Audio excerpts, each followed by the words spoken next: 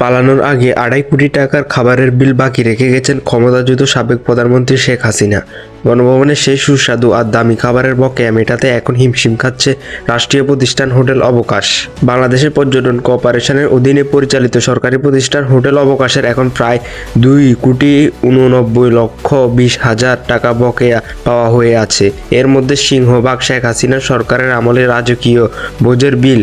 হিসাব অনুযায়ী সাবেক প্রধানমন্ত্রীর কার্যালয় ও বাসভবনের খাবার সরবরাহ বাবদ বকেয়ার পরিমাণ প্রায় 25,04,50,000 টাকা। এর বাইরে বর্তমান অন্তর্বর্তী সরকারের সময়কালে অর্থাৎ আগস্ট থেকে জানুয়ারি পর্যন্ত সরবরাহকৃত খাবারের বিল বাবদ আরও প্রায় 3,04,70,000 টাকা পাওনা রয়েছে বলে জানিয়েছেন প্রথম আলো।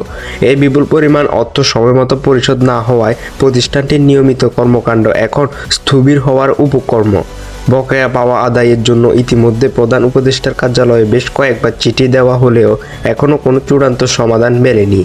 শেখ হাসিনার শাসনামলে গণভবনে যেন ছিল এক রাজকীয় ভোজের কেন্দ্রবিন্দু। সেখানে নিয়মিত রাজনৈতিক সভা, দলীয় বৈঠক ও আমন্ত্রিত অতিথিদের আপ্যায়নের জন্য প্রায় 173 ধরনের খাবারের সমাহার থাকত। হোটেল অবকাশ থেকে সরবরাহ করা হতো দামি সব মিষ্টান্ন, যার মধ্যে ছিল বাগলাবা, কাঁচা ছানা, রসমালাই, লাড্ডু ও চমচমের মতো অভিজাত মিষ্টি।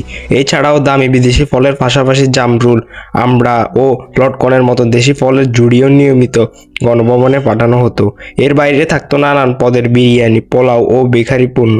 অথচ এই বিপুল রাজকীয় ভোজের বিল বারবার চেয়েও পুরোপুরি পরিশোধ করা হয়নি। বর্তমান সরকারের সময় আইটেমের সংখ্যা বাড়িয়ে 460টি করা হলেও আগের বকেয়া নিয়ে দেখা দিয়েছে চরম জটিলতা। কারণ কার্যক্রম নিষিদ্ধ দল আওয়ামী লীগ সরকারের ব্যক্তিগত ও রাজনৈতিক বিলাসিতার এই বিপুল অর্থ বর্তমান সরকার বহন করতে নারাজ। এই বিপুল বকেয়ার নেতিবাচক প্রভাব সরাসরি পড়েছে হোটেল অবকাশের সাধারণ কর্মকর্তা ও কর্মচারীদের উপর। দীর্ঘ সময় ধরে বিল পরিশোধ না হওয়ায় প্রতিষ্ঠানটি গভীর তারল্য সংকটে পড়েছে। কর্মচারীদের বেতন ভাতা ঠিকমতো দেওয়া সম্ভব হচ্ছে না বলে জানা গেছে।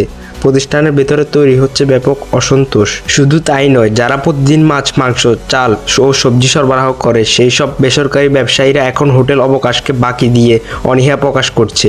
তাদের দাবি আগের পাওনা না মিটিয়ে নতুন করে পণ্য দেওয়া সম্ভব নয়। ফলে প্রধান উপদেষ্টার বর্তমান বাসভবন যমুনায় নিয়মিত খাবার সরবরাহের চেইনটিও এখন হুমকির মুখে পড়েছে বলে জানিয়েছেন প্রথম আলো।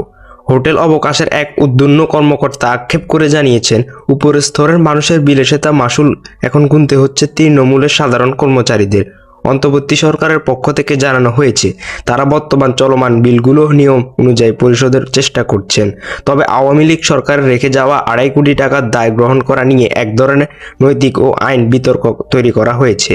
সরকারের সংশ্লিষ্ট কর্তৃপক্ষ মনে করেছেন, সাধারণ মানুষের করের টাকা দিয়ে বিগত সরকারের ব্যক্তিগত ও রাজনৈতিক ভোজের বিপুল বিল মেটানো ঠিক হবে না। অন্যদিকে বাংলাদেশের পর্যটন কর্পোরেশনের চেয়ারম্যান সাইমা শাহিন সুলতানা জানিয়েছেন, বকেয়া আদায়ের বিষয়টি এখন তাদের জন্য প্রধান চ্যালেঞ্জ হয়ে দাঁড়িয়েছে।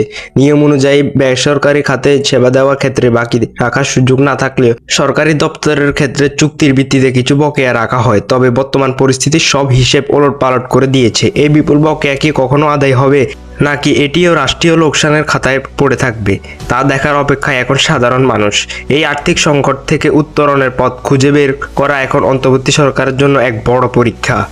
ভিডিওটি আপনাদের কাছে যদি ভালো লেগে থাকে তাহলে ভিডিওতে একটা লাইক দিয়ে এবং চ্যানেলটিকে সাবস্ক্রাইব করে বেল আইকনটি অন করে দিতে পারেন। ধন্যবাদ।